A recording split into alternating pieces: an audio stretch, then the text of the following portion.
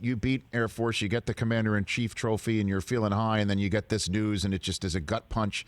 Why do you think? And I said that there are teams having reasons, and I understand there are some teams that'll be like, you know what, it's COVID-19. If we have one less game of exposure for our players, that's one way to put it. Are teams afraid to play you? You think too? Oh, I don't know why they would be. I mean. Well, you're good.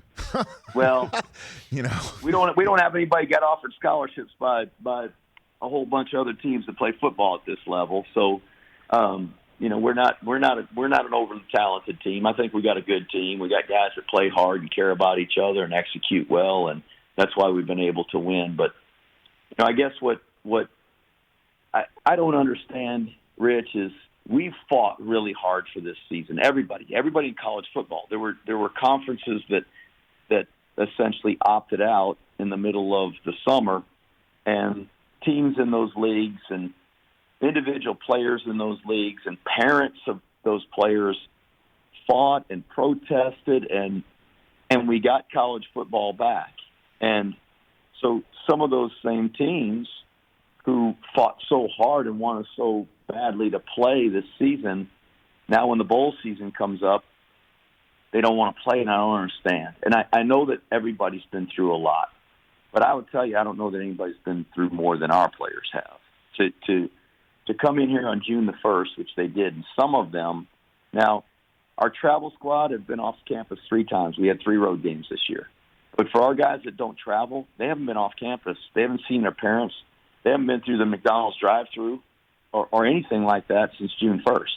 So our guys have been through a lot, and yet they remain committed to wanting to finish this season and play in a bowl game, and they've earned that opportunity. And so I know teams have been through a lot. I hear the stories, and Brennan's team up there at San Jose, they practiced at a different college the whole year, and Stanford's been practicing at a different place.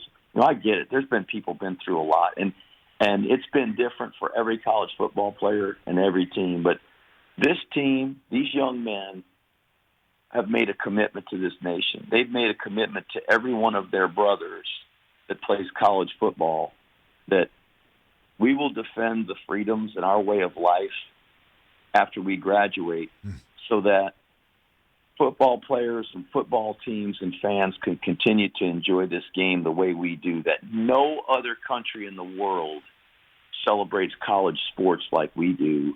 That's on the backs of our men and women who have served, who can continue to serve, and those that will serve. And we are uniquely positioned as an academy to play in a bowl game. The only academy that is prepared to play in a bowl game this year to represent all those men and women that serve. And I will assure you that we've been through a lot, but our families of our soldiers, sailors, and airmen all over the world, those that are deployed and haven't seen their loved ones for a year, who are going into harm's way every day, they're going through a lot.